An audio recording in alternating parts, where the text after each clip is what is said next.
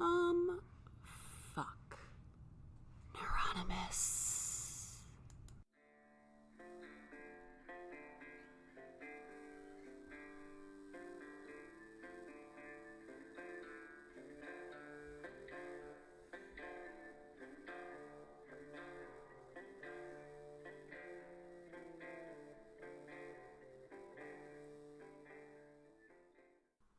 Hey, boys and girls, this is another episode of Neuronymous. This is Hal. Hello, my fellow neurotics. I'm a lot more upbeat today. Depression still there. It's not going to go away overnight. Obviously, it's not how depression works. But I'm very excited. We've got a guest today. I feel like we haven't.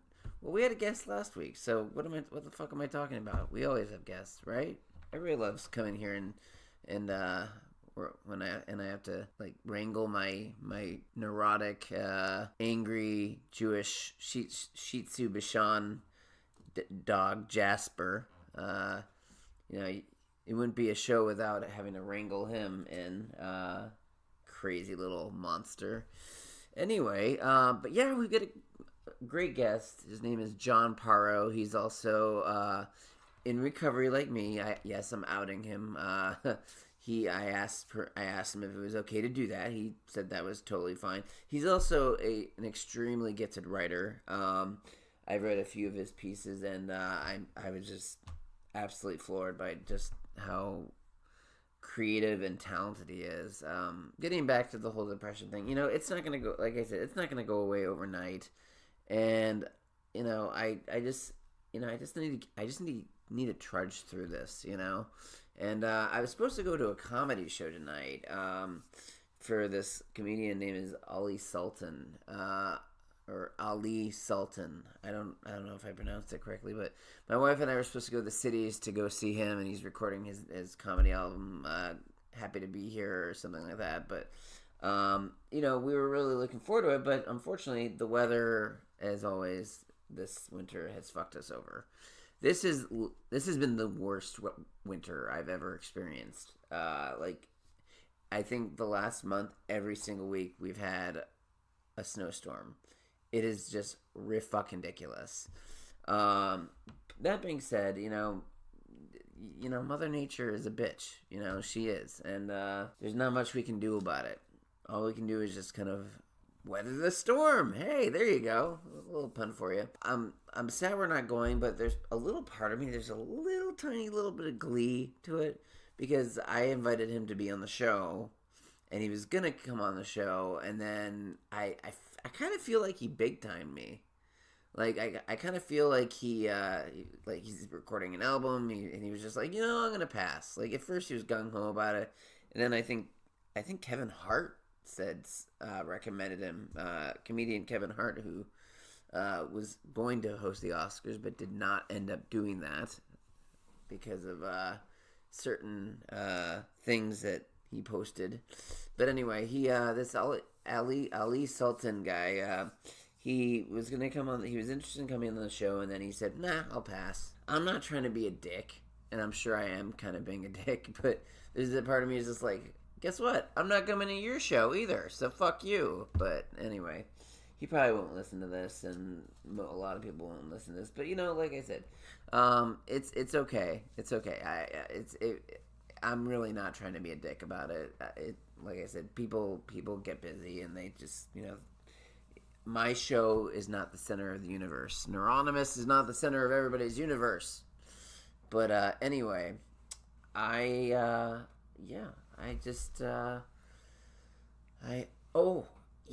really excited. I got plates for my new car. I got my new plates.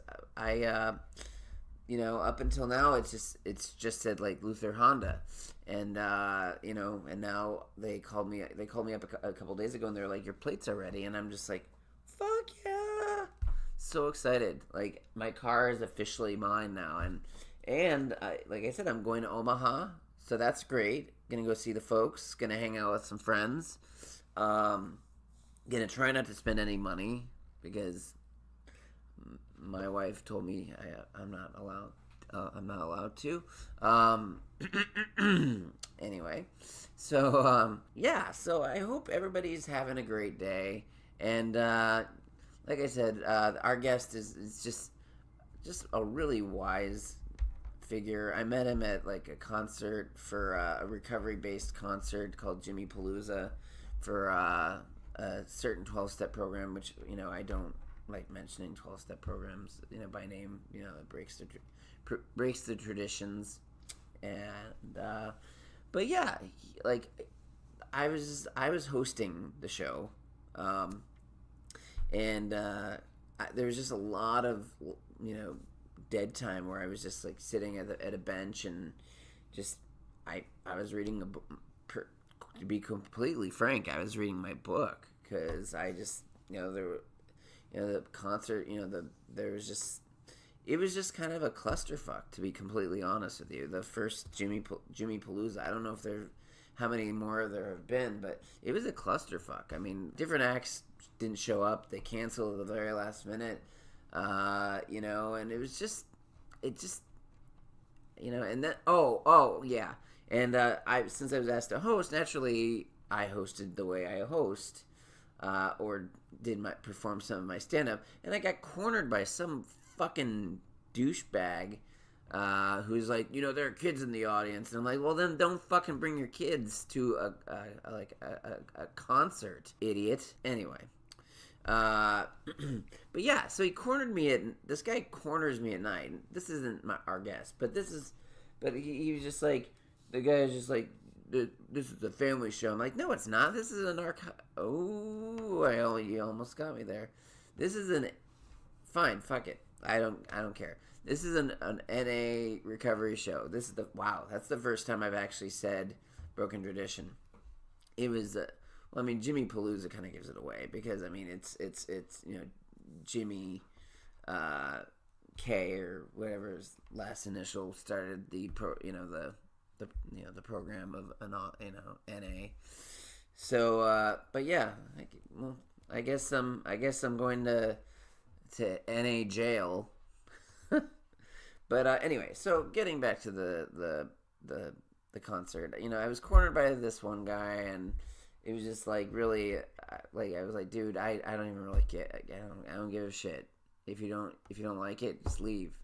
So, like I said, there was a lot of dead time between acts because, well, a lot of them didn't show up. So, I'm sitting at this park bench, and this other guy, our guest, is sitting, across from me, and we just start talking. We just had these like really intellectual conversations and talk about music and live shows, and I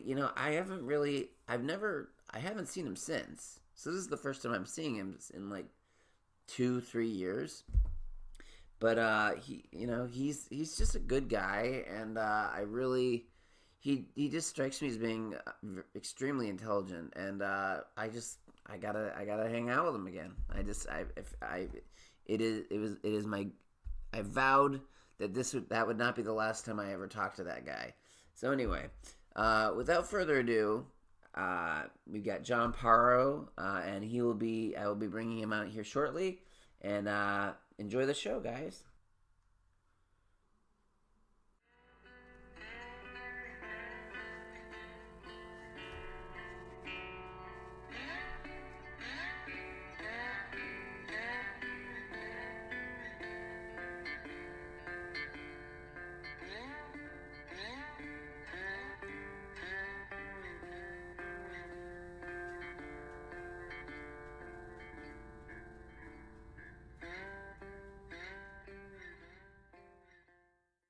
All right, we got John Paro. It's Paro, right? Paro? I never get the last name right of any of my guests. It's okay. Hey. So this is so exciting. The last time I saw John, as I was saying earlier, was at Jimmy Palooza, right? Right. That was like, 3 years ago? Oh, I think so. God damn, that's a long time. Yeah. I was just gonna say, I just remember he's coming towards you, my dog. Okay. And it's okay, just Is he a biter? He does bite, but don't make any. Just Don't make any sudden moves. All right. But yeah, so no, I just remember being incredibly bored, and I was the host of the show. Oh, okay. Yeah, and I was a terrible host, which I've come to find I am a terrible host at most things, except apparently the podcast. Oh. Well, I mean, I just remember getting cornered by some guy with a ponytail there saying, "You need to stop using the F-bomb." And, yeah. I remember this guy. He was very upset that the music... Yeah, and I was just like, what? You're at a fucking Narcotics Anonymous concert. What were you expecting, like Lawrence Welk? I mean, like it's like, I didn't get it. But no, but like, you were like my knight in shining armor. Boy. I know, right? It's hard to live up to, right? And I honestly, because there was like, I had a few friends that I was talking to, but I was just kind of like sitting there because there was so much dead time between all the different acts that were coming on. It just wasn't a very well organized show. And I just remember I was reading my book. I don't remember what I was reading at the time. I think I was reading Freedom at the time. But anyway, okay. Anything Jonathan Franzen, I love him. But I just remember you sat down and like we just started talking about music and literature and writing and all kinds of shit. And I was just like, this is not the last time I'm going to see this motherfucker. Like I made a vow. I was like, this guy's awesome. I need to talk to him again. So we found each other on Facebook and like a couple. We were supposed to do the show a few weeks ago, and I think, was it the weather? I forgot. It was, yeah. with my job, I'm on the road a lot, yeah. And so when the weather gets bad, I get behind. Oh. I catch up on paperwork. That's a plus. Right. Yeah. But then I get behind on scheduling, and so yeah, it was my fault. I screwed up. So John. Yeah. I'm just kidding. So yeah, no, it's okay. Honestly, there are sometimes this podcast it becomes a bit of a frenzy for just trying to get people on the show and then just running around trying to tame him and the dog and sometimes it's good to just have a Friday to myself. But and today I was gonna have a Friday and you were like, it's 2 p.m. and I was like, Yes, I need a guest. I was like, I'm starved for like yesterday. I had a really depressing. I've been going through like a really bad bout of depression lately. I don't know why. Like, you ever have those things where you're just like those days where you're just like, this isn't what I was supposed to be doing. Like, I feel like there's something else that I was supposed to be doing and I'm not doing it. Did you ever have those days? I do. I mean, like in a general sense, or like I don't know. Like sometimes I wonder if because I work in customer service, right? Right. And I have a degree in journalism. My last guest was like my journalism professor from a gazillion years ago. Oh, wow. And I felt like a complete idiot because I don't do hard news. I can't. It's just not my thing. And I don't know. But I feel like I've written a couple screenplays, right? Oh, okay. I didn't know that. None of them have been produced. One of them was written completely when I was under the influence. That's a Diet Coke being opened by the way. Nothing else. Nothing else. I'm holding it up to the microphone. Okay. Relief. Exactly. It's probably he might be using Alka-Seltzer after this. No, but I don't know. Like I've just been having this weird feeling of malaise and just like this. I don't know. Like, so I'm going to Omaha by myself, which is where I'm from. Okay. And my wife thinks I'm leaving. I'm leaving because I need to get away from her. And she's wrong. Because I love my wife. But I think there's also that point that there's sometimes I need to get away. You know what I mean? I just need to go back to my roots. Does that make sense? Yes. Do you ever feel that way? Yeah. Yeah. So I'm not even giving you any crap about being from Nebraska here. But then I don't really think about Omaha as being from Nebraska. Yeah, I don't either. Like I will. I mean, when people say Nebraska, I always feel like I need to like defend it and be like, Omaha's the biggest metropolitan area of Nebraska. What are you talking about? And people are like, Jesus Christ, all right, calm down. Struck a nerve there. Yeah, maybe? exactly. Yeah. And I'm just, and so no, I just I need to get back to Omaha, but it's really funny because Mankato, like, there's no rush hour. It's a small town, and there's just really, I mean, it's you can get pretty much anywhere you want to be in about 5 minutes, 5-7 minutes tops. And then, I remember one night my wife and I we foolishly decided to drive to Omaha in the evening, and we get there, and I think it was a Saturday, and like it was just traffic. Just so much traffic, and I was like, "What is this fucking metropolis?" Like, I was just like, "What is this town? What is this?" Because it's like after living in a small town for so long, you're just Mankato, like you're just like, I just need to hide somewhere. Yeah. But so I was talking about before you came on about how gifted of a writer you are. Yeah. Wow. And we certainly don't need to talk about what you've written, but like the last thing that you sent me just merely hours ago, I read it. I hope you weren't offended. No, in fact, I actually liked it better than the first one. Oh, okay. Because honestly, like sometimes I mean, can I? Yes. Yeah. Can I talk a little bit about it? Yeah. Yeah. Either one is fine. Basically, it's an unknown person, right? Right. And he's talking to God. Right.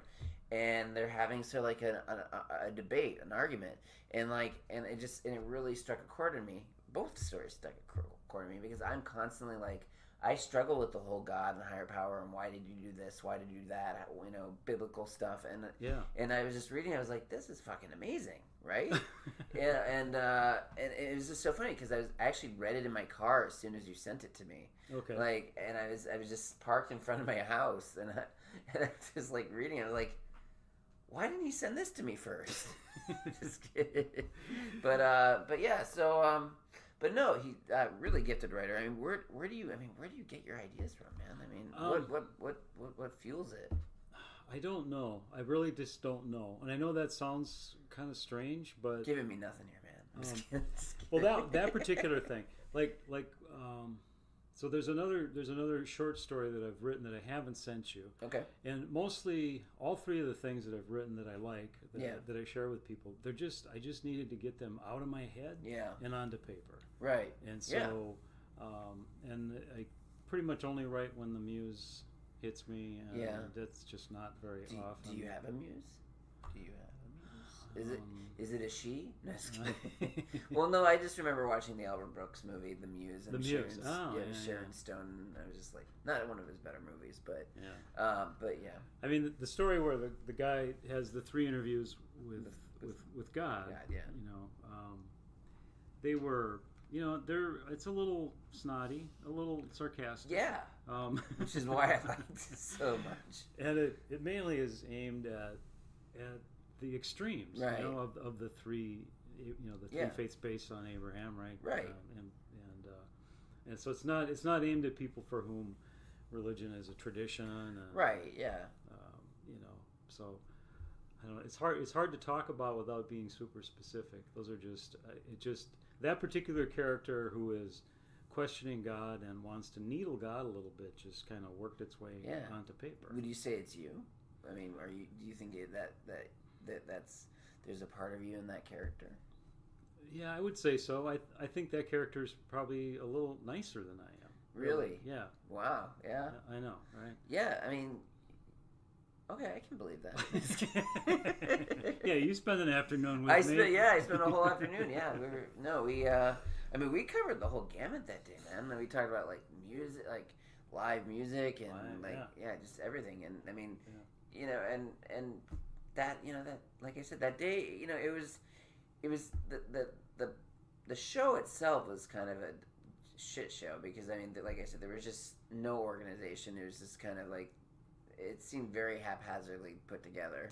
But at the same time, like sometimes that's kind of good with concerts because that way you kind of there's that unpredictability. You don't know. But in this case, it was kind of like, what am I doing here? Like, what?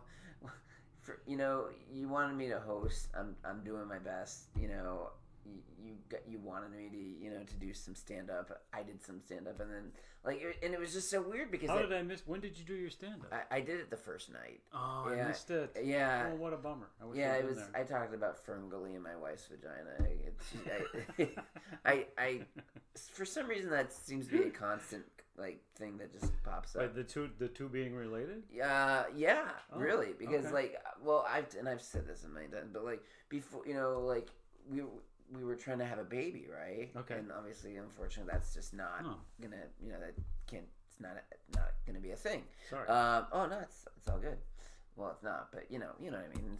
We moved past it, and I gotta stop hitting these books because the mic's gonna hear it. So anyway, and I always the doctor basically said, you guys just need to have sex all the time, and all right, if you and insist. I guess so, but I felt really bad because in my mind a woman's nether regions are just you treat them with respect, and I was just I just think of Ferngully, the last rainforest, and I was and I'm just destroying this beautiful thing which was my wife's vagina, and it was I was the pollution. Are you desecrating Fern Valley? I was desecrating Ferngully, right? Oh, yeah, Ferngully. yeah, Jeepers. and so but it's just the most crazy fucking thing. I was walking to my car because I was people are getting, it was at night, and it was I said, it was the first night people I think were getting ready to go to their tents and fucking do whatever they do. Right. And I was just walking to my car, and this guy with his ponytail comes up to me. He goes "You need to stop. This is there are kids here and families, and you're using the F word too much, and blah blah blah." And I was just sorry, man. I just I'm just hosting. Can you please get out of my way? And he was just all right, but I had 3 separate occasions, and I think you were there with one of them. Yeah. Well, there was this other guy who was the DJ needs to the DJ needs to cut down on the bad bad music, the bad language music, blah blah blah. Yeah. And I think there was something a little bit off with him. I think there may have been some cognitive relay issues with that individual. Okay. But I was gonna say you sound like a typical baby boomer, but maybe maybe. Yeah. Is that what it's down to now? Correct. That a baby boomer seems like he might be on the spectrum. May very well have been. Wow. Although I think Okay. I think I don't know if he was. I don't like saying, because my wife works with children who have she's an occupational therapist. Oh, but okay. I'm pretty sure this guy was retarded. Okay. I don't or he I said the R word. Yeah, I did. But I'm looking for the police. Yeah, I know. Right now, they're yeah, gonna come. I actually was afraid that since I said the NA, I actually said NA. I was seriously waiting for sirens to come up and Yep. the NA police be dude, put your hands behind your head. It could be worse. You could get someone find you from NA who are the NA cops. Yeah.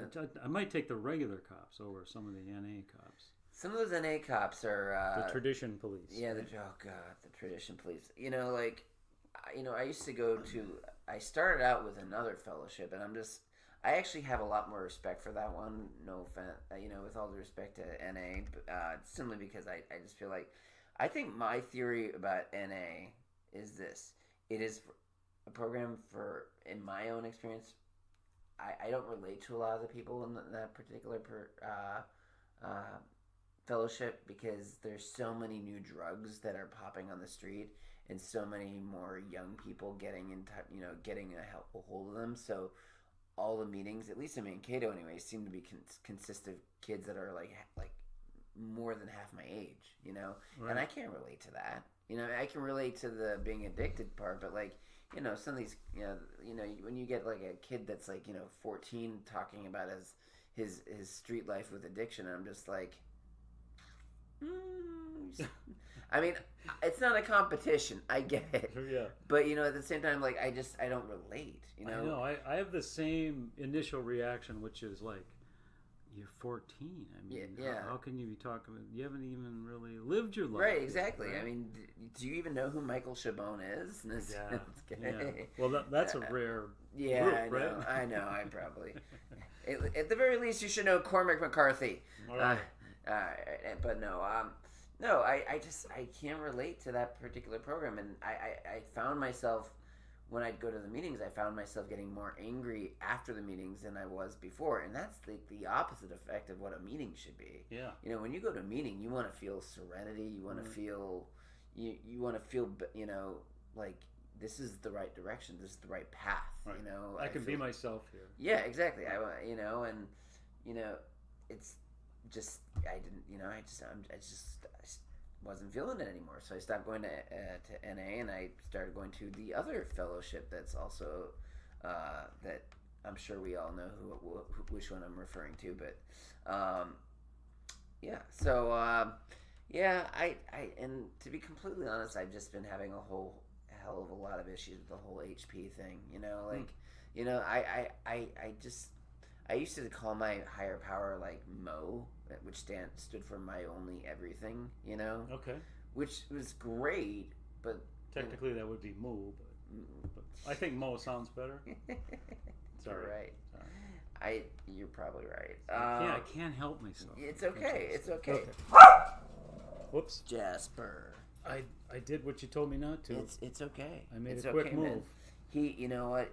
When I'm on the phone at work, because I work from home upstairs in my office. Oh, cool. He'll just start barking in the background. And I'll be like, shit, and like my customers will be like, what the fuck is that? And I'm like, then I have to be like, well, I have the luxury of working at home, so I have a crazy rescue animal in the background. And most people are pretty cool about it. Every so often you'll get like an old lady who's just like, I don't believe this is really the monolith. I don't say the name of the company, but right. And then I'll be like, well, I'm sorry about the barking dog, but yeah, I have issues with the whole higher power thing. I just let's talk about them. I think we should. Yes. I just so much. I know that like higher power, one of my original sponsor used to say to me, there's a line, your higher power or God, if you choose to call him God, won't put anything more on your plate than you can't handle. And I'm just like, and the joke is, well, he must think I'm really fucking hungry. I haven't heard that. I thought I'd heard them all. Yeah, I haven't heard that one. And I mean, and the thing is, I just feel like the last 4 or 5 years of my recovery, like it's just been nonstop tragedy, or like, you know what I mean, or just not. I don't want to say bad luck, but just really horrible experiences. Right. Not with recovery per se, but just like all right, I get it. It's a test, but at some point, do I pass this test? You know what I mean? Like, it's just like, at a certain point, I mean, the SATs, I mean, they're timed for a reason. If you either pass them or you fail them. You know what I mean? So, I'm trying to figure out what this test is, and if it is a test, when do I get to see my grade? And maybe that's when I die. I don't know, but I say a lot, just for the record. This episode will probably be called the episode. Yeah, I like it. The first episode was called the literally episode because I kept saying literally the whole time. I loved it. Oh, did you really? Yeah, and I forgot. Is it caramel macchiatos that you like? I you used to drink a lot of? I used to. I'm trying to think. Pretty much. I liked. Oh fuck it, I forget. Yeah, it's in one of your podcasts. Yeah. I think. Oh yeah, I think I like the sugar-free dulce de leche. God, I'm glad I didn't bring it. I was gonna bring a caramel macchiato. Probably would have sugared you out. So. Yeah, and that's another 12-step program I belong to. So is one for people who who overeat. Gotcha. Without saying it. Yep. But yeah, so I belong to several fellowships. So I abstained from sugar with that one. I mean, not like all sugar because everything has sugar in it, but like I try and stay away from sugar anything with sugar is the first ingredient, which, no, There's a lot. Oh my God. Yeah, I there's a know. lot out there. So anyway, but yeah, we, it's the higher power thing, I just, I don't doubt that there's a higher power, but I sometimes feel like I'm just like lost and like I'm just like trying to find them, and like there's no light at the end of the tunnel, like there's just, because like, first we had, found out we can't have kids, then, we had the failed adoption, which really sucked, like we came so close to adopting, the gal. Do you know that story? I think I've talked about it a lot in my podcast, but yeah, my dog apparently wants to go somewhere, but he's not going anywhere.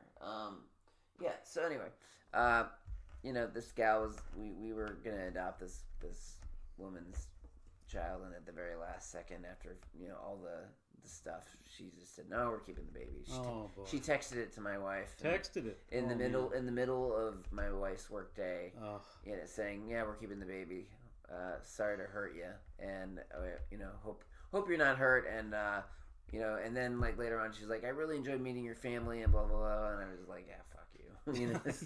Like, I think that would have been my reaction. Well, part of it too is I think we may have been scammed, because oh man, like you have to pay for some of their medical expenses, right? The birth mother, and with that, you give the money to the attorney that you're paying for them, and the attorney is supposed to give them like gift cards, like to specific places, like for maternity stuff. Gotcha. But they gave her cash instead.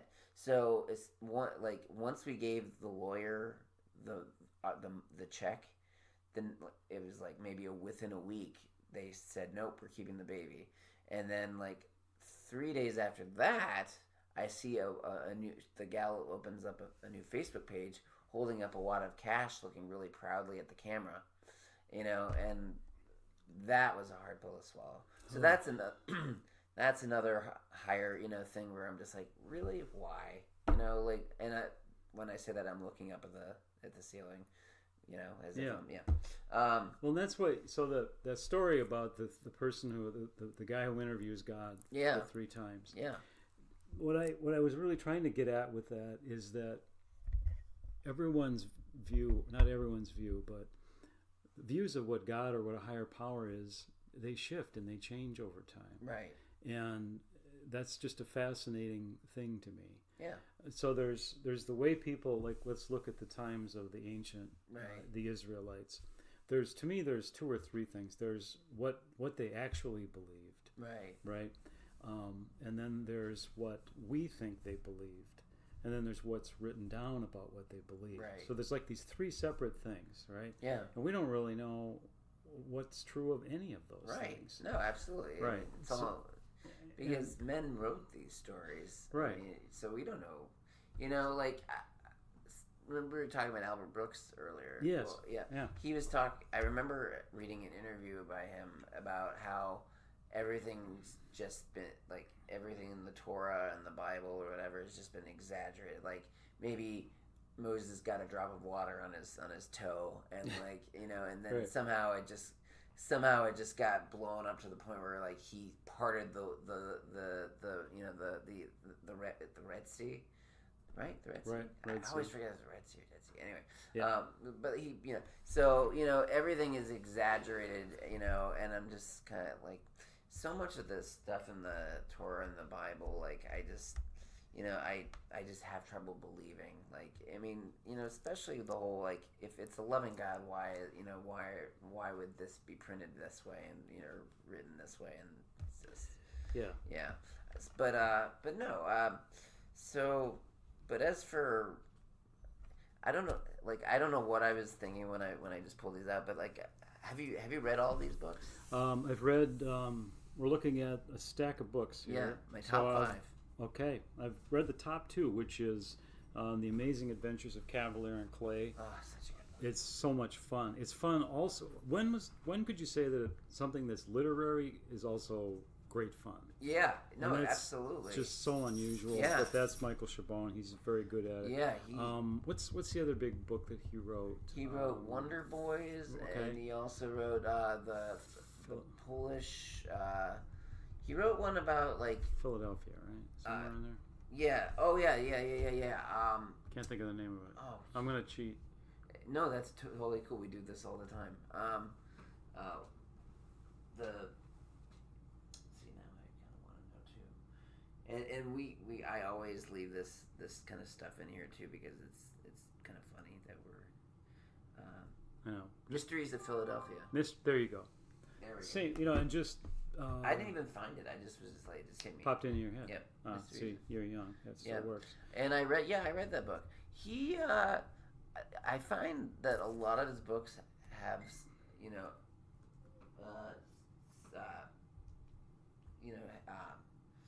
gay, LGBTQ themes, like because one of the characters in Cavalier and Clay, spoiler alert, you've had 20 years to read it, so right. If you haven't read it, sorry, is gay, and then in Mysteries of Pittsburgh, that's what it was, Mysteries of Pittsburgh, right? Yeah, we were close, Pennsylvania, all right, and yeah, there's a character in there that is exploring his sexuality, right? Exactly, yeah, and so.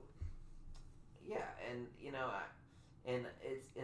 I think Michael Chabon at one point came out and said that he is that he's bisexual or he's had sexual experiences with men, which I'm bisexual. I've come out on numerous on my podcast as well as on Facebook, and and the wife's cool with it. I mean, I don't I'm a monogamous person, so I don't I walk the line, as Cash would say, and but yeah, I mean, and I kind of like it. I like the fact that he that he manages to incorporate it into his stories, but it doesn't overwhelm the stories. I mean, it's very like I don't get me wrong. I think there's definitely a place for LGBTQ literature, but I mean, I like it that some of the stories just they happen to be that. You know what I mean? It's not the whole crux of the book. Right. It's only incidental to the stories and to the characters. It's organic, Yeah. And but Middlesex too. That book is just fantastic. And as it happens, 1, 2, 3. I feel very like intellectual because at least 3 of those books won the Pulitzer, so I'm pretty I'm pretty excited about that. I don't know why, like I'm always like people are like, oh, what's that about? I'm like, well, it won the Pulitzer, so you should know. And I'm like, people are just like, what the fuck is the Pulitzer? And I'm just like, okay, well, then, whoop. But no, have you heard of Middlesex? I have not. You know what? Maybe I've heard of it. I've not read it. It's basically about it's narrated by a man. Okay. Right, and he talks about this. He's of Greek descent.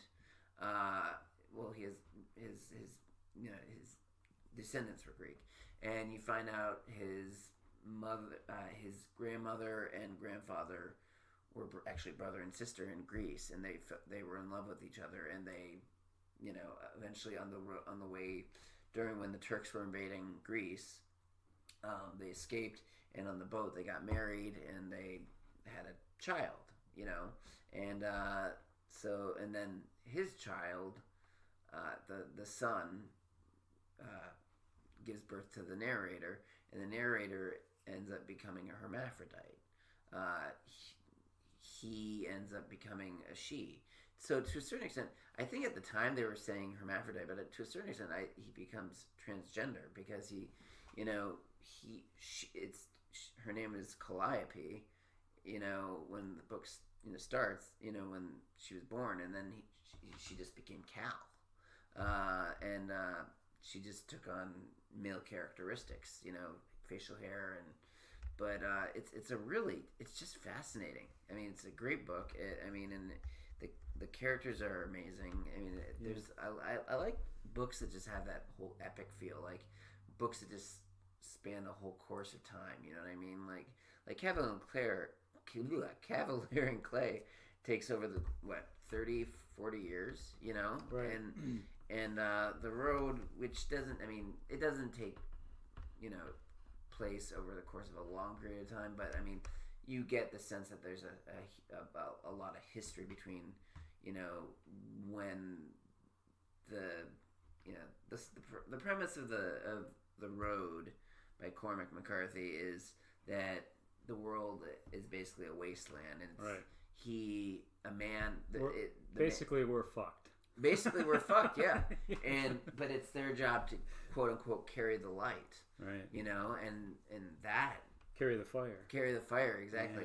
Yeah, right. And I just remember that, and I just thought it was so beautiful. You know what I mean? It's just absolute. And the writing, you know, it's not something I'm used.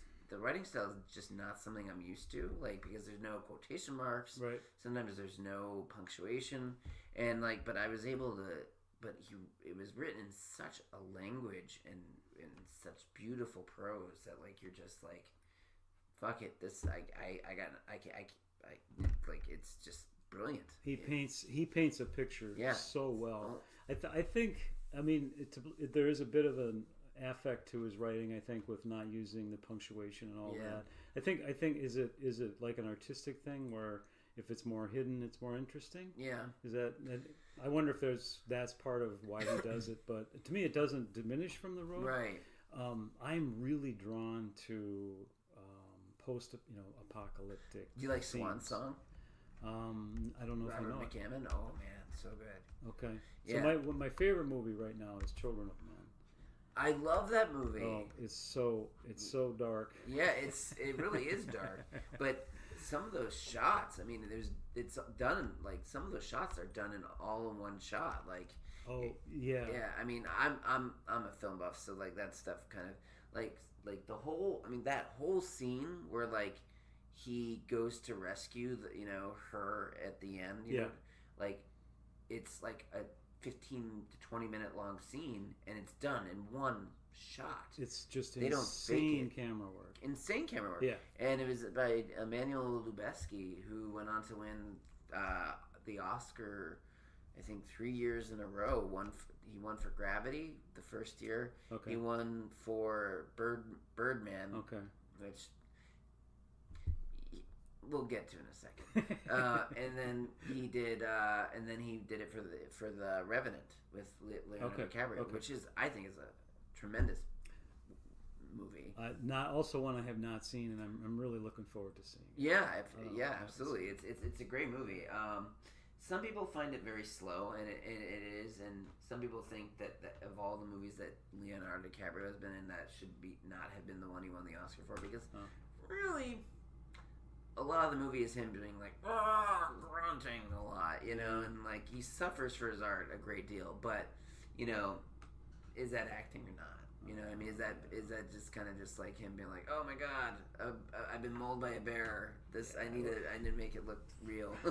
Oscar seems to be sometimes about evening the score, right? So like sometimes it really feels like they look back and say, all right, we really should have given it to him for this movie or that movie. Right, like Paul Newman for The Color of Money. Really, that's what you're going to give him the Oscar for? Not for HUD. Right, exactly. Or Butch Cassidy and the Sundance Kid.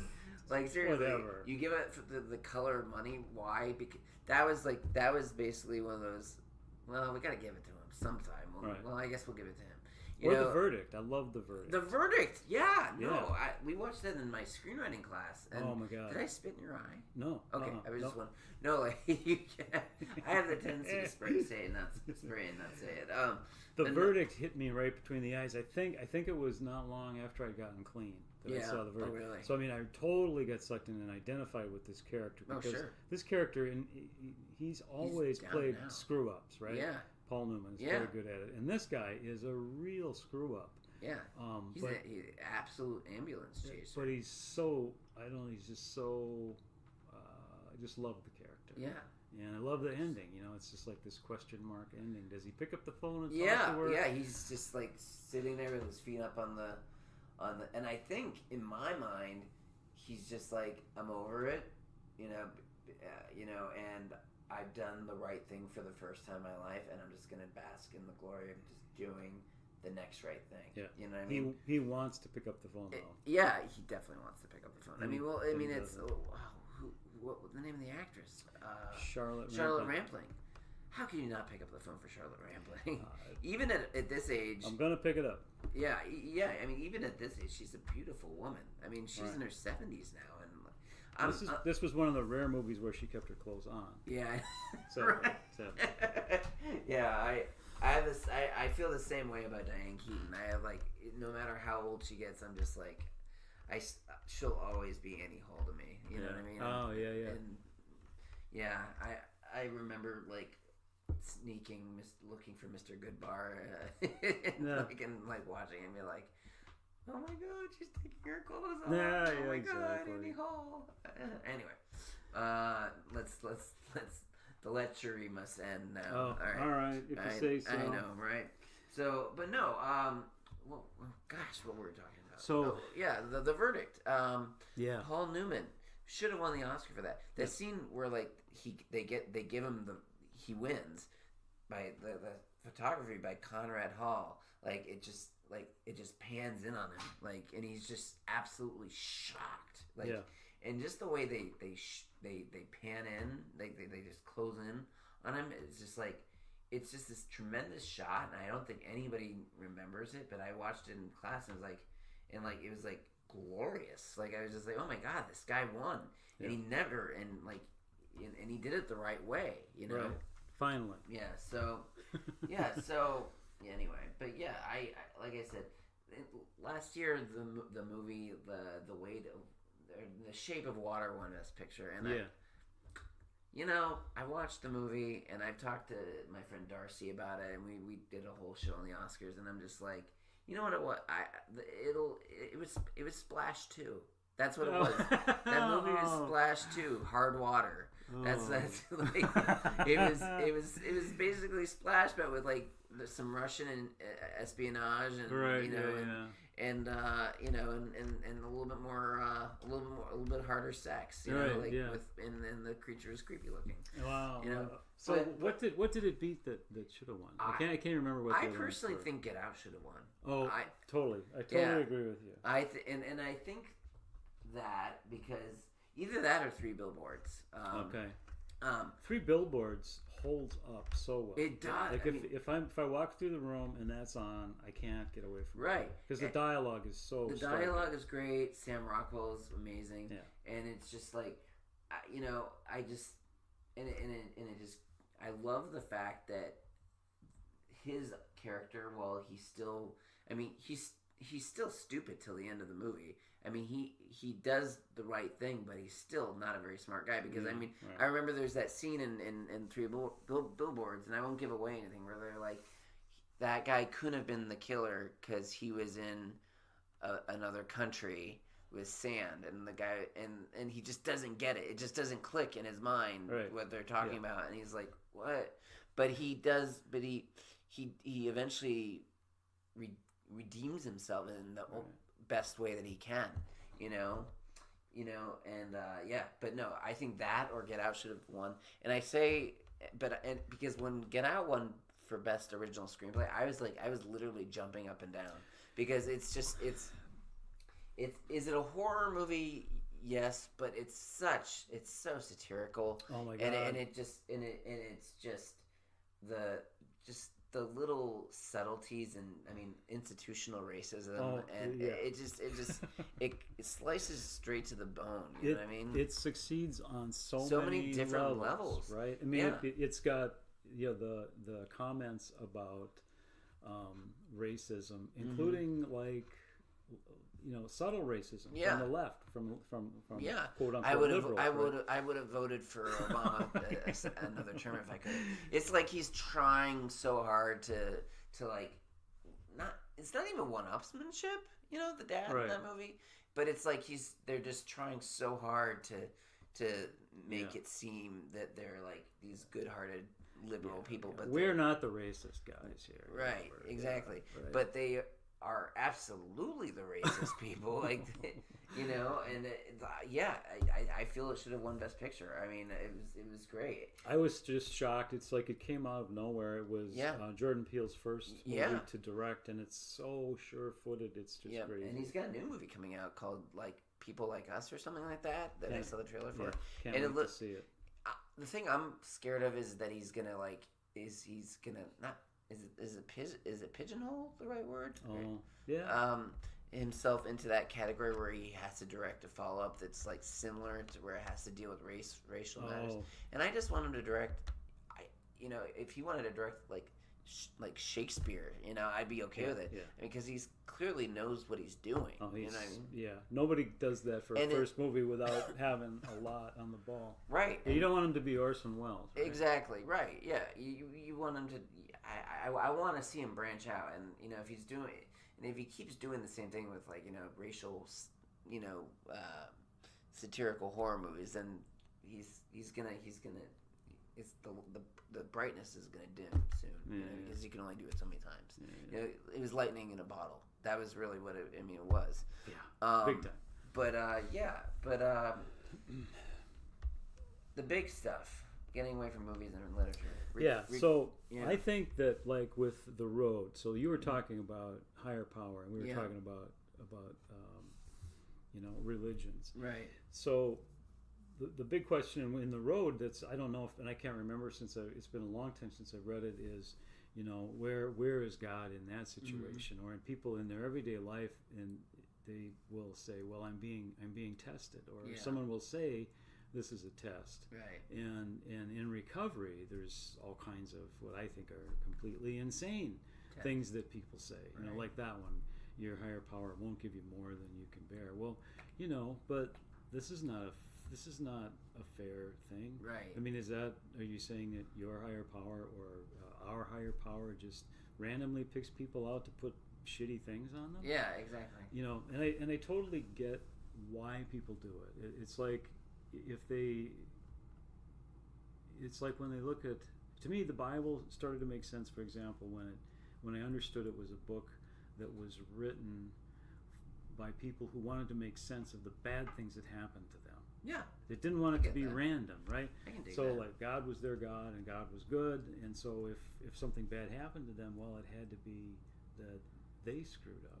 Right. So it was like, so like when the children are eaten by the bear, why were the children eaten by the bear? Well, because they made fun of the bald prophet. Right. It's like, really? That's God? Is that God's thing to kill kids who make fun of bald heads?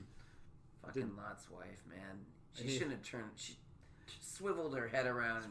Bam. Turned to salt. Just like that, right? Yeah. Why salt? Really? Yeah. I mean, like, maybe sriracha or something like that. Just kidding. I don't know. Some other bad condiment. Right. But no, I mean, I think you're onto something with that whole, like, the Bible was written to make sense of why the bad shit happens, right? And because I can't think of, like, my go-to is always like, well, why? How could God let the Holocaust happen? You know what I mean? Like, 6 million of His quote-unquote chosen people. You know what I mean? Like, really? You're gonna tell me that was a test? That God, that to me, that's where my brain, there's that disconnect between, when people say God, it's just like I just start tuning out. You know what I mean? Right. Like, I can get higher power because that's a little bit more spiritual, but at the same time, I still struggle trying to figure out. And my original response would be like, well, why are you trying to figure out your higher power? It's supposed to be bigger than you and bigger than anything you could ever think of, And I'm just like, okay, cop out alert. You know what I mean? Like, well, yeah, I don't know that that's said. I don't know if it's described that way anywhere in the literature. Yeah. I think maybe that's just like in the culture. Yeah. It's come to believe that, and that's something that's interesting to me about fellowships. Right. We're not going to mention. Right. Any of the other ones, but they're not religions, but they start to feel like religions after a while. They do. They're fellowships, and people have strongly held ideas and opinions, and so when they fight about changing the name, the the steps, or there's almost a fight about it like it was scripture. Yeah, like so the word. Yeah, so there's just like this tendency to convert them to religions. Right. And so yeah, I get really allergic to that. Yeah. And like no. Yeah, it gets very dicey and like just very. I mean, it becomes downright like not aggressive, but like antagonistic and just very like people get their talons out and start, and I don't like that, like the whole point of recovery is to be better, to be better than who you are. And if we're arguing about petty shit, then who's it helping? You know what I mean? It's not helping anybody. It's not helping me. No. No. And and I'm certainly, I'll be honest. I always refer to myself as a narcissistic piece of shit most times. But the world doesn't revolve around me. I get that, but at the same time, like the fellowships are for people who want to better their lives, and if when they take the whole group conscience thing, and those will last for hours sometimes, and you're just like, oh my god, and then they, I don't go to like as many meetings as I used to. I probably should. I could probably use a meeting, to be completely honest with you. I mean, there have been a few. I mean, like I said, with my depression that I've been going through, like there's part of me. It's just like there's just part of me that's like, here's the thing, like, I loved pot, right? And the thing is, and I've talked about this with my wife, like, and I'm just like, I don't like it. It's my brain, of course, naturally rationalizes it, saying like, you were okay with pot, maybe not alcohol. You missed a lot of occasions. You fucked up a lot, but hold on. We're gonna pause it for a second. Meetings and Depression. We had to do a quick pause. My dog wrapped himself around a chair leg, as he is wont to do sometimes. I saw the chair moving, and I thought it was haunted. So by our higher power, maybe. But yeah, no. Like there's this whole thing where I was just like, I like pot, and like I was like, I feel I can handle pot, and then there's that, and sometimes the thing I hate about the 12-step programs, or the anonymous programs, if you will, is just that whole black and white mentality. You know what I mean? But the thing is, I know that some of the stuff that I did when I was, smoking pot was just like, it's like, it lowers your standards. It really is. I mean, it is a gateway drug. I mean, there's no doubt about it, because I mean, I can guarantee you that if I had not been smoking pot, some of the stuff that I did, I never would have done. Like I probably would have never gone to cocaine. I probably wouldn't have gone to methamphetamines, and all that stuff. And I'm not, and I'm not trying to brag about the drugs I've done, but at the same time, like, part of me is just like, sometimes it would be really nice to just be able to, like, on my birthday, like, smoke a joint, you know what I mean? But then I think to myself, I know that it could hurt me and devalue my life. What value does it add to my life? You know what I mean? Like, Same thing with, like, I would love to have a glass, like, of, Asti, Spumante or whatever, you know what I mean? Like, and I know that it could hurt me. But what value could it add? And the answer is nothing. It really would add nothing to my life.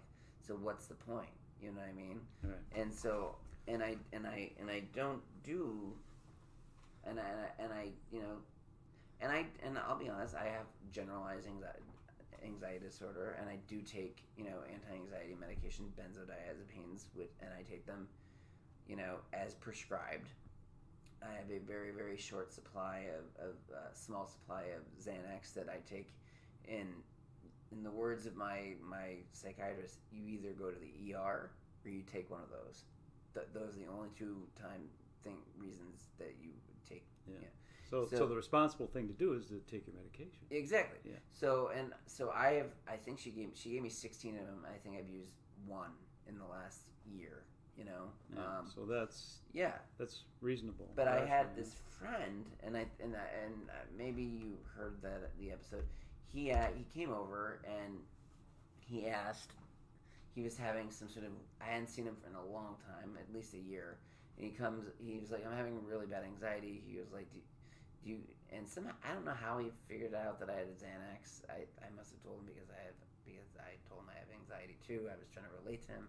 He was like, you mind if I have one of your Xanaxes? And I said, no, you can't. Yeah. Like I said, well, actually, my biggest character defect is people pleasing, and so I didn't actually say no, you can't. I said I don't know where they are. And you know, and I was, because I didn't want to lie to him, but I also didn't want to put myself in that position where I'm like, no. But then, like, he put you in a pretty tough spot. It was a pretty tough spot, yeah. And so he was like, well, I need to leave then. And I was like, okay, well, you gotta go then. I guess you gotta go. You'll go find somebody who's got Xanax. And then I interviewed like a comedian, Drew Heher, who really nice guy. Completely stoned out of his head when we did the interview. He was I referred to him, his episode as my Crispin Glover episode. Wow. Yeah, because you know what I'm referring to. Yeah, that's a whole level of disconnect right there, right? Like, yeah, I mean, he was just high out of his fucking ass. Strange. But but here's the thing. I was okay with it. I was okay with him being high. I wanted him to be high because honestly, I want my guests to be who they are. You know what I mean? Yeah. I am okay with. I mean, as long as I'm not smoking it, as long as he's not offering, trying to get me to smoke it, I'm okay with that. I want the genuine him, and if that's him being high, then so be it. That makes sure. And it made for a really good interview. It's the highest rate. It's my highest most downloaded episode of all of my episodes. Yeah, it's called nice. Rolling Stoned. Rolling Stone. Yeah, right. And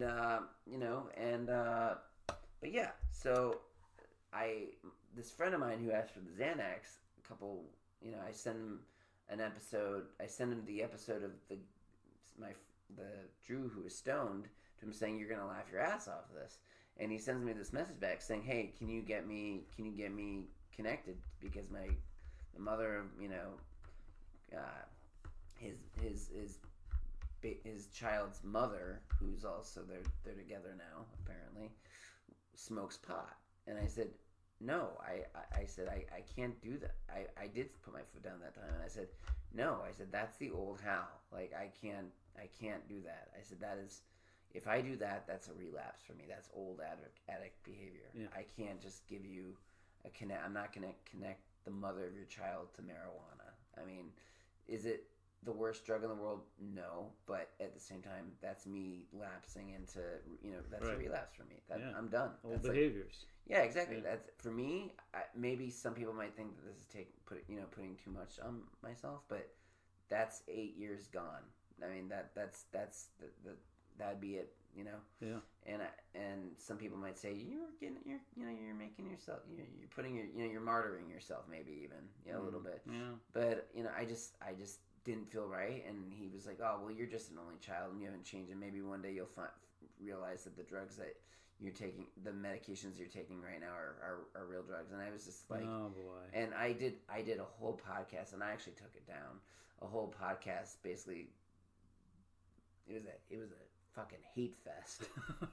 It was serious. It was like a bitch fest, and I honestly I took it down because honestly, like, I was just like, that's not what I'm not going to do this. That's not what this podcast is about. It's not. Right. It's not just because I have a mic doesn't mean I need to use it to spray, spew bile and hatred and whatever. You know what I mean? So I took that post down, and it was hard for me because that was like, I mean, 25 minutes doesn't sound like a long time, but when you're talking for 25 minutes and you're recording yourself and you're editing it, I mean that post-production takes a little while. It does. Yeah. So yeah. But yeah, so he totally takes an unfair shot at you, which doesn't know you, doesn't know what your circumstances are, but feels the need to just unload because he didn't get what he wanted. Right, exactly. And to be fair to him, he and I used to be good friends. Like, he was actually the best man at my wedding, which, looking back now, I'm kind of like, why didn't I pick that guy? But again, it wasn't right, and then he didn't get what he wanted, and he acted like a baby, and that was the end of it. So that's just that's the way things go. Yeah. But my recovery is intact. I did the right thing. I could have gone about it in a little bit more of a mature way than putting it on a podcast episode, but there it is. But I just So I guess I never thought much about consider the way, like, the 12-step approach to chemicals, street drugs and alcohol as being black and white. Yeah. Where I came from, about the time that I got clean, the religious group that I belonged to had just changed their minds to say that 12-step groups were okay for their members to use. Prior to that, it was, I'm not sure what their opposition to it was. Maybe it wasn't specifically based on their interpretation of who God was, it wasn't going to work, or I don't know. Maybe they would have said some expression like going down to Egypt for help, references again to the Old Testament. Yeah. Right. So it was refreshing for me because where I came from, people who were drug addicts or alcoholics, they really didn't recognize addiction as a disease. I think that was the critical thing. Right. Whether they do completely now, I don't know. I think they just got so much social pressure to do it that they did it. Right. But prior to that, what I was raised on and what I was soaked in was that it was a matter of willpower and spirituality. In other words, my spirituality was deficient, and I was deficient because I couldn't control my using. Right. Yeah? So that was where I came from. So the minute I walked into a meeting and I heard people talk about it, and I talked about what I had done and this and that, and nobody looked at me weird. They just nodded and said, "Yeah, been there and done that," which was a new thing for me. Because I always would get, you know how it is. You talk about either what's going on in your head or what you've done, and you get either of two looks. One is like, "Oh, you poor soul," the pity, or like, "You are not hanging around my kids." Right. Yeah. You're out. Yeah, I remember the very first meeting I went to, and I've told the story a gazillion times, so why not tell it one more? It was, I decided to go to a meeting because a friend of the family was going to a meeting, and this lady comes out, and she just looks me over, and she goes, "You need a hug," and I'm like, "What?" And at that point, I didn't feel like I was worthy of being hugged. I felt like a piece of shit. Like I'd failed my parents, my wife. It was I either I was given the choice, rehab or divorce. I picked rehab. And but anyway, she gave me a hug, and then I go to this meeting, and it's a pretty laid back meeting, and there's this kid who's like sitting next to me, a few feet away from me, and he's just like, if I saw him in an alley, I would have run in the I would have like blew my rape whistle. Like, seriously, like I would have screamed and run the opposite direction, because he was just like, he had piercings and tattoos all over him, and then at the end of the, and I'm just sobbing my guts out. I was like, my life is ruined, and at the end of it, like, which is the meeting after the meeting, you know what I mean? Yeah. He comes up to me and he goes, "Dude, your mom loves you. She's just really worried about you." And I was just like, I didn't even know what to make of it, because like I said, in another life, I would have been like, oh my god, this guy, get the fuck away from me. This guy's weird and creepy and blah. Yeah. But like in that moment, like he said exactly what I needed to hear. You know what I mean? And that really, like, then later that day I went to another meeting and then another meeting, and then like I just started going to meetings all the time. You know, and so, and then my wife and I just started traveling around because she's an occupational therapist. So we did the traveling gig, you know, where you go to and they take care of you and they pay for you. You know, we went to Sikeston, Missouri, and Arkansas, and Whoa. yeah, Sikeston, Missouri is like it's the Boot Hill, Missouri. I mean, I mean, you go down the road and you're done. It's over.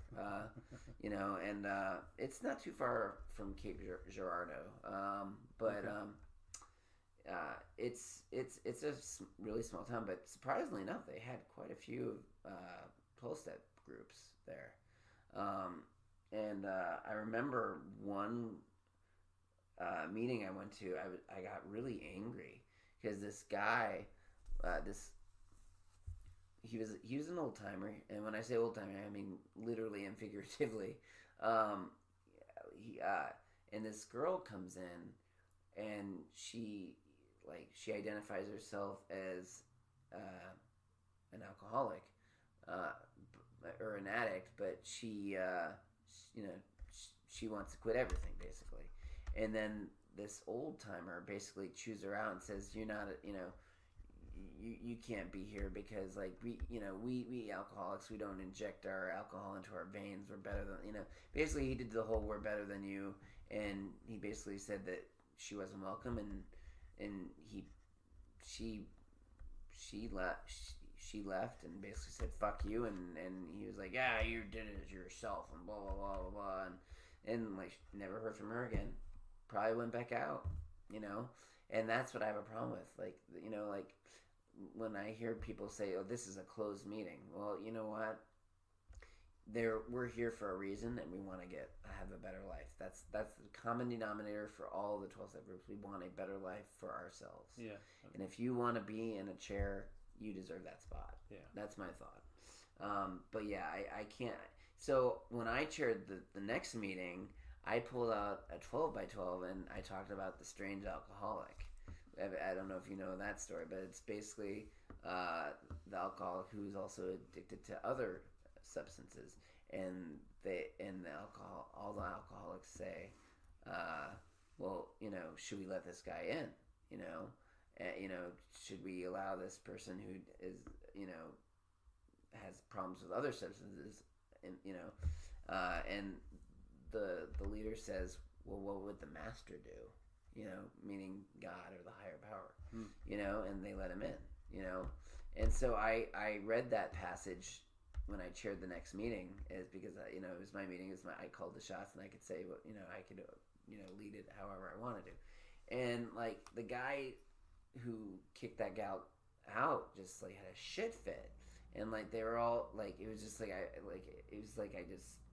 was almost like I killed his firstborn. He was so angry about it. And I was like, good. I'm glad you're angry, because maybe next time you won't be a fucking asshole, Yeah. But yeah, no, the whole black. That's what I'm saying. Like some of the black and white aspects of 12-step programs, I just can't tolerate them. But yeah, getting back to the higher power thing, it's something I struggle with, and whenever I go to synagogue with my wife, I say the prayers, I do the thing, I the whole time I'm really looking forward to lunch. That's basically, I'm there, I'm like, I wonder what kind of spread they're gonna have today. I know that's terrible. Really, you get lunch after? Yeah, What? Oh my god, bagels, lox, hummus, couscous. I mean, This is the first I've heard of this. I know, it's amazing. We Jews, we know how to put out. We got nothing. Really? Yeah, nothing. What? Can't be using our place of worship as a kitchen. That's what we got. Really? Yeah. All Which, right. I don't know, actually, I think it would have been better if it had been a kitchen. Really? But, Really? just kidding, if any of my former believers are listening. Yeah. Just kidding. But no, but it was, but like, I feel I don't feel like Damien in the Omen, where like he's just like writhing when they're trying to get him into the Are you the sure? church. I mean, in this light, Yeah, I in can this I light, can yeah. kind of see a little bit of a resemblance. This This kind of just see, yeah. So you know the music. I know the music. You probably listen to a lot of Rolling Stones. I do, yeah. See, And man, it's hard to believe that Richard Donner directed that movie as well as Superman. Yeah. I don't know why that came up, but it's like they said anyway.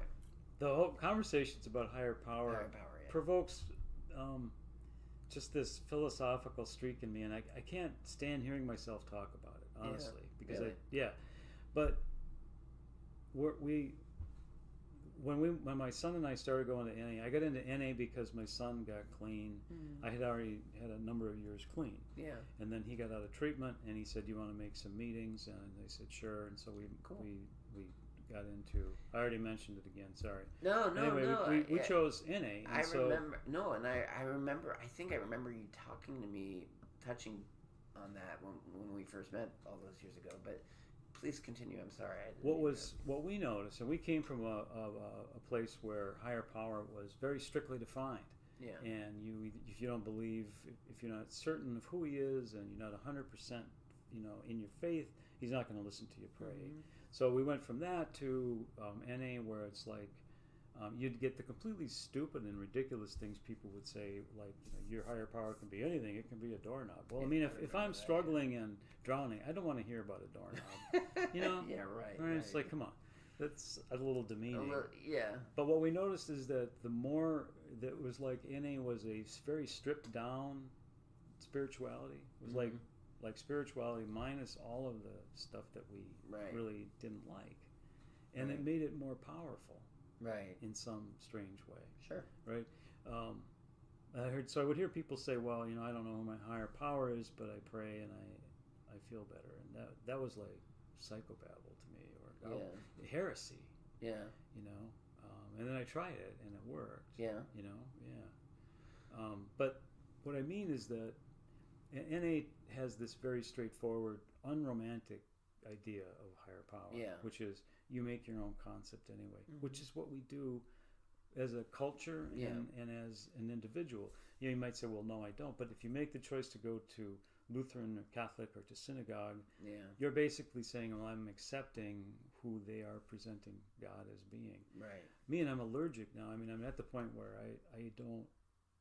I won't let anyone tell me they know more about God than me. Yeah.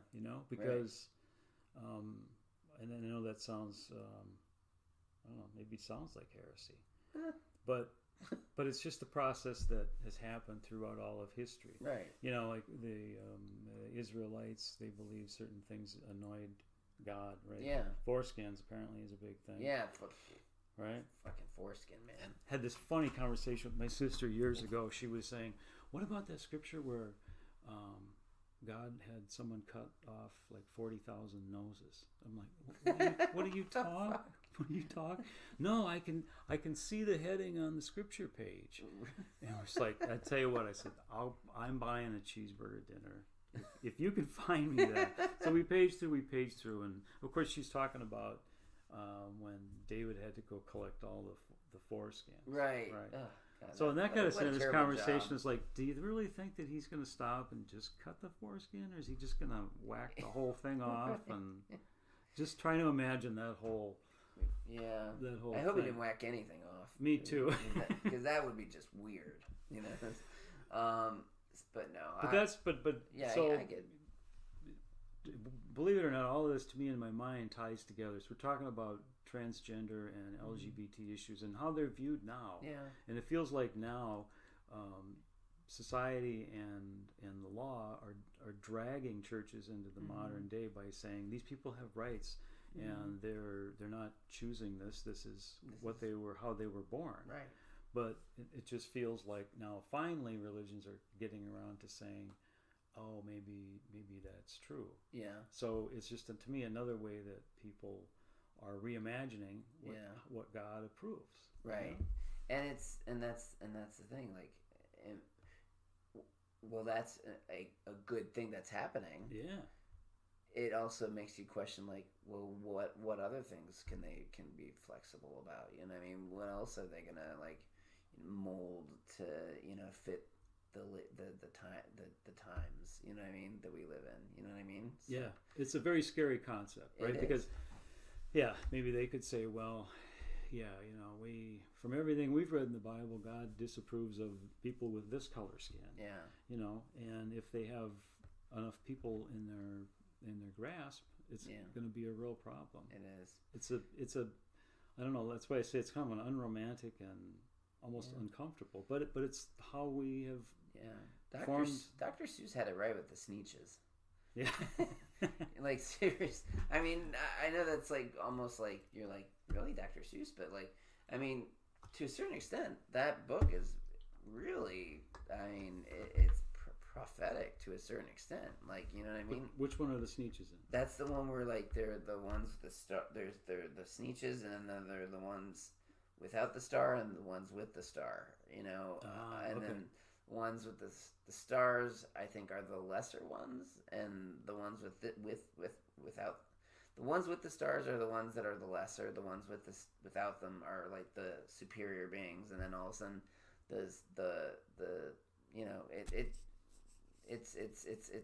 it really touches on like class and race and just like who's better based on a certain. My friend and I, we were talking about something, and speaking of race, like, I remember I was at a restaurant, right, and this you gotta get going here soon. Not yet. No. All right. This waiter happened to be black. Okay. Right? And he was the only black waiter in the restaurant, and unfortunately, he was not doing a very good job being a waiter. And I pulled somebody aside, and I said, "Can you get us our waiter?" Because she's like, "Oh, who's your waiter?" And I didn't know his name. I said, "It's he's the black guy, the African American fellow." Yeah. Well, I said black guy, I think. And my friends were like, "You can't say that. You can't say that." And I'm like, "What?" I said, if he had a fucking scar going down his fucking face, I would have said, he's the guy with the fucking scar going down his fucking face. Yeah. Like, it had nothing to do with, like, me being racial. It's, like, it's simply he was black. I mean, like, I'm not saying that identifies his whole being. I just wanted my pizza, man. Yeah, like, right. it was in an old Chicago. You know what I mean? Oh yeah. And good stuff too. Yeah, good stuff, right? But the service at that point was lousy. Unfortunately, the guy happened to be black, and I just remember my friends just were like, "You can't say that," and I'm like, "Why? He is like, where's? It's not a matter of racism. It's a matter of." I was identifying the person who was serving me at that particular moment, and so that just still resonates with me, because I'm just like, how sensitive are we supposed to be? Where's the line? And how far do we push it back or forward? You know what I mean? Yeah. So in my house growing up, my older brother and I, we remember it differently. And what I remember is that my parents were very non-prejudiced, and if you uttered a prejudice word, you were in trouble. Right. So, and so this group of friends that I grew up with were, we were all kind of the same way, but we're like the suburbs, and so very white. Right. So in our congregation, we get a black family that moves in, and his name was. The guy that was about our age is Matt, so we started hanging around with Matt. And Matt, he picks this up off of us, that we're just like on our tiptoes around him. Right. We're really, really nice. Trying to avoid. We're like being like that. Yeah, exactly. Can't say what color his skin is. Right. And he had so much fun with us. Yeah. He would just ride us and say. Like we lost him once, and he's like, "Well, what was it? Maybe if it was at night and I opened my mouth, you would have been able to see me better." It's like, oh my god, we were just too embarrassed to even laugh at that, right? Because you just didn't want to, like, you didn't want to step over that line, right? wherever that line may be. Not even, certainly not prejudice, but not even stereotype, right? Right. Yeah. So, but he picked up on it and just tortured us with it, which was really fun. Good for him, So wrapping things up, because I don't know how I've gone 40. The longest episode we've done is an hour and 45 minutes, but I find that those episodes, most people are usually tune out after like an hour. So okay. But as far as recovery goes, what would you say the greatest gift that recovery has given you? I mean, what would you say? My short answer is that I realized a while ago that if I hadn't got clean when I did, my marriage would have ended, or my life would have continued to be miserable, and I would not have had my third son. So that hit me one day, and I had to stop and sit down, right? Because I imagined my life without my third son, and that was terrible. So yeah, that's what I would say. But I like having me back. Yeah. Being able to trust myself. Yeah. I think for me, because it's all about me, I always say this, is I was a pretty jaded person. I thought, I had everything figured out, and just had this negative, neghead bullshit attitude. And I think recovery has given me the ability to surprise myself and be surprised by what the world has to offer. You know what I mean? Yeah. So I think that's, to me, that's special. But I mean, yeah, the whole thing with your son, I mean, that's precious. I mean, I can't give an answer like that. But I mean no, I mean recovery, for all for better or for worse, it's given us back a lot. Right. Yeah. So. Yeah, I hear, you do the readings and it talks about the outcome if you keep using, which are jails, institutions, and death.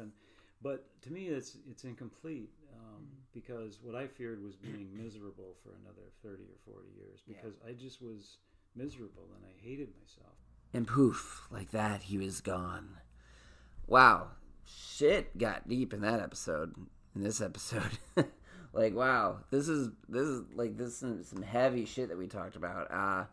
I am really grateful that John came all the way over here. I know he lives a great ways away, but yeah, he's a good guy. He's a really good guy, and I'm glad to know that he's in recovery, and we're all on the same road.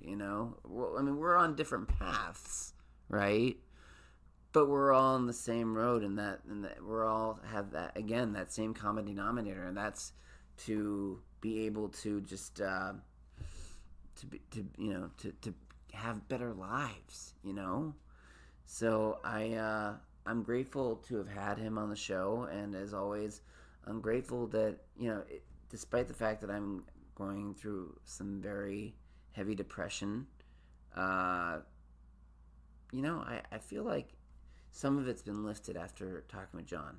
I mean, and I think that's the power of recovery and the power of fellowship. You feel better after you've talked to somebody that's been through it. And we're trudging. And even in this depression that I'm going through, like I gotta say, like, there are bright spots. And this is definitely one. And I'm glad John's in my life. I don't see him. I hope I don't wait another 2 to 3 years to see him again, because we obviously have a lot more to talk about. But he and I will. We're on the path, And as always, it's one day at a time.